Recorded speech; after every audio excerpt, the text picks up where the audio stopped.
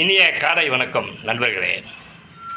இது எனக்கு உங்கள் மூலமாக சொல்கிற நீதி, நான் என் மூலமாக உங்களுக்கு சொல்ல போகிற நீதி.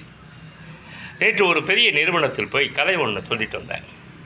ஒரு பெரிய ஹீரோ, கன்னட ஹீரோ. அவருக்காக நீதி அது இல்லை, சொல்லிட்டு வந்தேங்கிறது வெளில சொல்லணுங்கிறது நீதி இல்லை. என் கடமையை சிறப்பாக செய்தேன், அதோட பலாபலன்கள், அதாவது முயற்சி மட்டும் செய்து அதன் பயனாய் ஞானம் பெறுவதற்கு மட்டுமே உனக்கு உரிமை உண்டுங்கிறான் என் குரு ரமண மகரிஷி. என் கடமையை நான் சிறப்பாக செய்தேன். 2 கதைகள் சொன்னேன். 2ஐயுமே காது கொடுத்து கேட்டார்கள், 2ஐயுமே ரசித்தார்கள்.